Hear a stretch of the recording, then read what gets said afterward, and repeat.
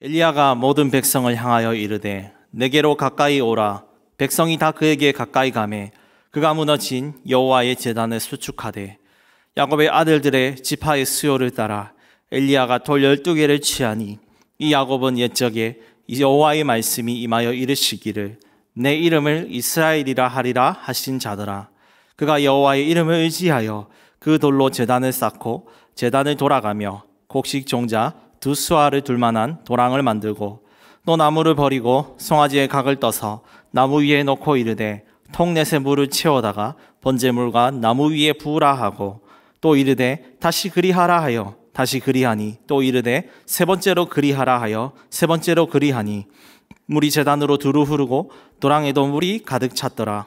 저녁 소재 드릴 때에 이르러 선지자 엘리야가 나아가서 말하되 아브라함과 이삭과 이스라엘의 하나님 여호와여, 주께서 이스라엘 중에서 하나님이신 것과 내가 주의 종인 것과 내가 주의 말씀대로 이 모든 일을 행하는 것을 오늘 알게 하옵소서. 여호와여, 내게 응답하옵소서. 내게 응답하옵소서.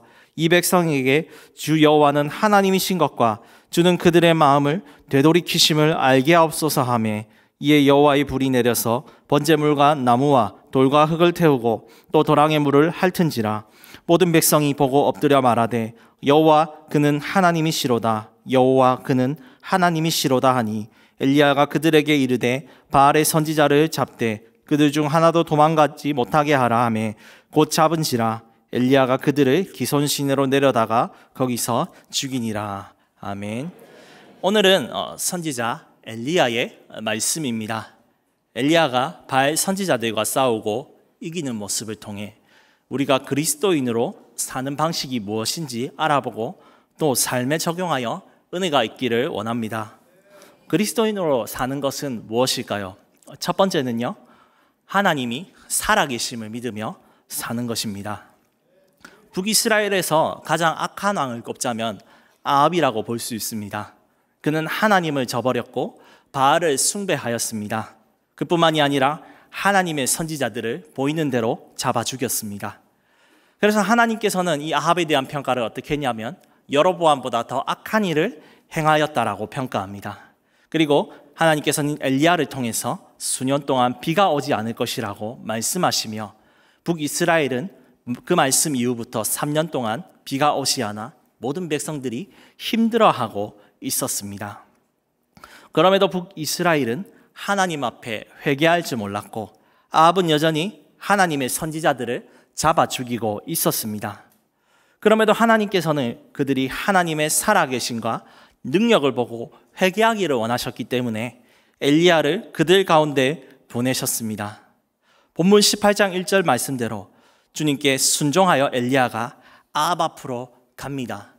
그런데 아합이 저 멀리서 다가와서 다짜고짜 소리를 지르며 말합니다. 본문 17절에 말합니다. 이스라엘을 괴롭게 하는 자여 너냐? 아합은 이 3년 동안의 재앙이요 엘리야 때문에 일어난 일이라고 생각했습니다. 왜냐하면 그는 3년 전에 이스라엘 땅에 가뭄이 일어날 것이라고 예언했기 때문입니다. 아합은 자기의 죄를 보지 못했습니다. 이 모든 것이 엘리야 이 한 사람의 탓이라고 생각한 것이죠. 그러나 하나님의 사람 엘리야는 하나님 중심으로 생각하는 사람이었습니다. 본문 18절에 그는 이렇게 받아칩니다. 이스라엘을 괴롭게 한 것은 내가 아니라 당신과 당신의 아버지 집이 하나님 앞에 죄를 지었기 때문이라 라고 말합니다. 이 가뭄은요, 당신들의 죄로 인한 하나님의 징계요 심판이기에 왕이 하나님 앞에 회개해야 한다는 겁니다. 그럼에도 왕이 하나님의 살아계심을 믿지 못하겠다면 갈멜산이라는 곳에서 바알 선지자 450명, 아세라 선지자 400명을 데리고 와서 송아지를 번제단에 쌓고 누가 불을 내려 참 신인가를 증명해 보자고 제안합니다.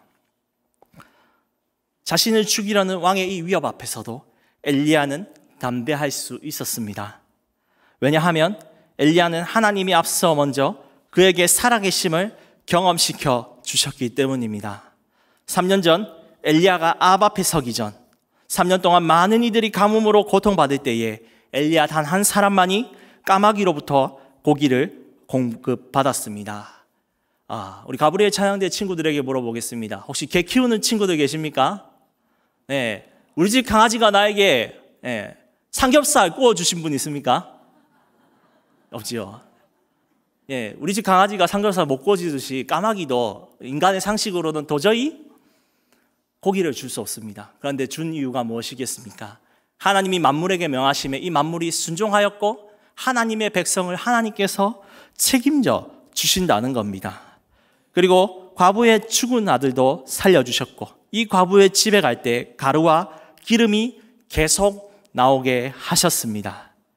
과부의 죽은 아들을 살려주셨는데 이것이 성경의 최초의 부활 사건입니다. 엘리야는 먼저 이 하나님의 살아계심을 경험했기 때문에 오늘 자신을 위협하는 아합의 그 위협 앞에서도 담대할 수 있었던 겁니다. 오늘 우리도 엘리야처럼 하나님의 살아계심을 우리 삶 가운데 경험해야 하지만 세상 앞에 담대한 그리스도인이 되는 것입니다. 여러분 가운데 하나님의 살아계심과 돌보심이 함께 있기를 축복합니다. 아합은요 이 말을 수긍해서 좋다.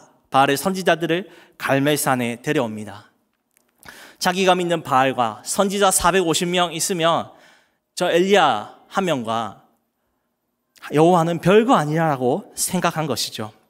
이에 많은 북이스라엘 백성들이 이 소식을 듣고 엘리야와 바알 선지자의 기도 응답을 보려고 갈멜산에 모입니다. 이에 엘리야는 그동안 회개하지 않았던 백성들을 향해서 질책하며 말합니다. 본문 21절을 보시면 바알과 하나님 사이에서 머뭇거리지 말라. 여호와가 하나님이면 그를 따르고 바알이 참신이면 그를 따르라라고 합니다. 엘리야가 이렇게 말한 것은요, 오늘 이 기도 응답을 통해 백성들이 회개하여 정말로 살아계신 하나님만을 믿기 원한 겁니다. 먼저 바알의 선지자들이 바알의 제단 앞에서 열심히 춤을 추며 나아갑니다. 아침부터 점심까지 그들은 외칩니다. 바알이여 우리에게 응답하소서, 응답하소서. 아주 정말 지극정성이죠. 그러나 바알이 응답하지 않습니다. 이렇게 하루 종일 기도했지만 청둥과 폭풍의 신이라는 바알 응답하지 않습니다. 왜 그렇겠습니까? 바알은 살아계신 하나님이 아니기 때문입니다. 바알에게 기도하는 자에게 응답과 영광이 없습니다. 우린 하나님을 사랑하지만 때때로는 인생길에 놓여진 답답한 벽과 현실들로 하나님보다 다른 것을 의지할 수 없습니다. 우리는 어린이들이 공부로 인해서 스트레스 받고 힘들 때 어떤 우상을 의지할까요? 뽀로로 노래에는 이런 게 있습니다. 노는 게 제일 좋아. 어린이들에게는 노는 우상이 그들의 마음속에 박혀 있고요. 우리는 우리에게 부족한 것들, 또 이 상황을 해결할 수 있는 것들을 찾기 시작합니다. 처음에는 모르겠지만 우리가 하나님께 마음을 이것들로부터 돌이키지 않는다면 점점 그것을 하나님보다 더 사랑하고 섬기게 될 위험이 있다는 것을 우리는 기억해야 합니다. 또한 그것이 우리를 결코 진정한 행복과 평안으로 인도하지 못한다는 사실을 오늘 바알의 선지자들의 최후를 보면 알 수 있습니다. 그들의 최후는 어떻게 됩니까? 그들이 열심히 6시간 동안 기도했는데 아무도 박수 쳐주고 아멘 하는 사람이 없습니다. 제가 코로나 때 한번 3년 동안 녹화 방송만 설교했던 적이 있었는데 청중과 성도님들이 안 계시니까 얼마나 썰렁하고 가슴이 철렁이었는지 모르겠습니다. 그래서 여러분들이 아멘으로 화답해 주시고 할 때 정말 큰 힘이 됩니다. 그런데 이 바알의 선지자들이 그런 대답과 응답이 아무것도 없습니다. 그리고 그에게 바알이라는 사람은 신은 비를 내려주지 않았습니다. 또 본문 40절을 보시면 이들의 최후는 엘리야와 이스라엘 백성들에게 기손 시냇가에서 붙잡혀서 죽게 되었습니다. 요란한 바알의 예배가 끝나고 드디어 엘리야가 하나님의 제단 앞으로 나옵니다. 그리고 백성들에게 내게로 가까이 오라고 합니다. 먼저 그는 12개의 돌로 여호와의 제단을 쌓기 시작합니다. 이 12개의 돌은요, 이스라엘 백성들의 12지파를 상징합니다. 12제단을 그가 쌓음으로써 무너진 하나님의 백성들을 다시 회복시킨다는 겁니다. 엘리야는 제단에 있는 물과 제물에 물을 3번을 붓습니다. 건조한 환경에서는 불이 잘 탑니다. 그런데 물을 3번이나 부었다는 것은 웬만한 불로는 태울 수 없다는 것이죠. 이것은 인간의 생각으로 일어날 모든 가능성을 차단하고 하나님의 역사만을 바라본다는 것입니다. 이렇게 제단을 쌓고 엘리야는 하나님께 간절히 외치는데요. 우리가 마음을 담아서 오늘 본문 18장 36절, 37절을 함께 읽어보겠습니다. 저녁 소재 드릴 때에 이르러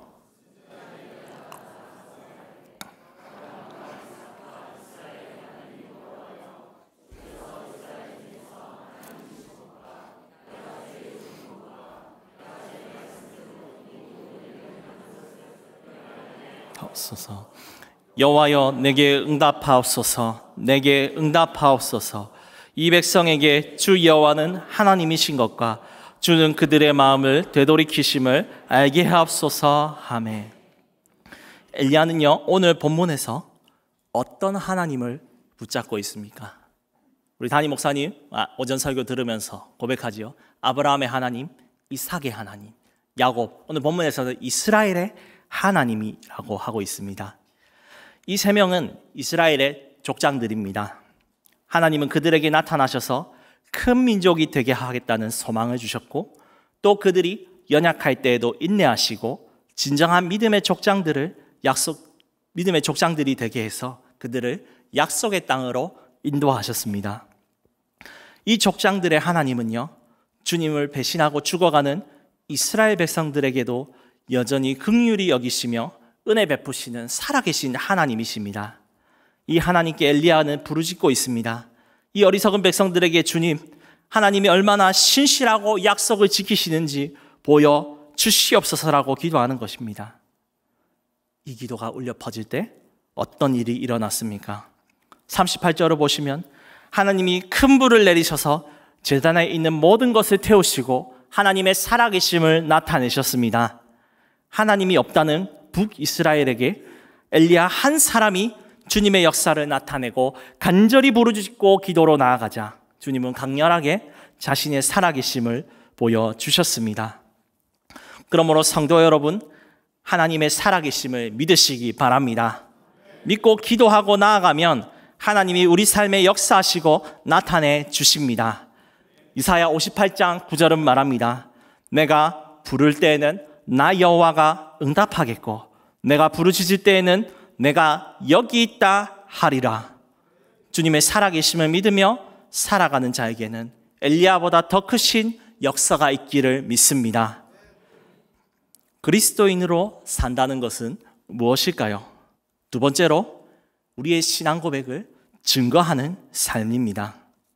엘리야를 통해 하나님의 역사가 일어날 때 백성들은 39절에 이렇게 외칩니다.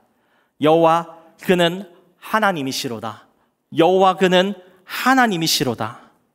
오랫동안 하나님을 떠났던 백성들이 오늘 불로써 나타나신 하나님의 역사를 보니까 이렇게 고백하는 것이죠. 엘리야의 이름의 뜻은요, 나의 하나님은 여호와시다. 내 하나님은 진짜 살아계신다라는 의미입니다. 이스라엘 백성들은 자녀의 이름에 자기의 신앙 고백을 담았다고 합니다. 엘리야의 부모님은 엘리야를 통해서 하나님이 정말 살아계시다는 것이 드러나기를 원했습니다. 하지만 그때는요, 대다수의 사람들이 다 바알을 숭배하고 살아갔기에 엘리야는 이미 주변의 놀림과 조롱을 많이 받았을 겁니다. 그럼에도 그가 지금의 믿음의 사람이 된 것은 믿음을 놓지 않았기 때문입니다. 그리고 하나님이 그를 붙잡고 또 그가 연약할 때마다 주님의 살아계심을 보여주고 이끌어 주셨기 때문입니다. 그렇게 이름의 뜻대로 살아오고 지켜왔던 신앙 고백이 이제 많은 이스라엘 백성들의 입에서 들릴 때 얼마나 감격스러웠을까요? 우리 모든 민족 교회의 사명은 무엇일까요? 내가 신앙 고백한 하나님을 다른 이들에게 증거하고 전하는 것입니다. 오늘 가브리엘 찬양대 친구들의 뜨거운 찬양이 정말 삶으로 나타나기를 소망합니다.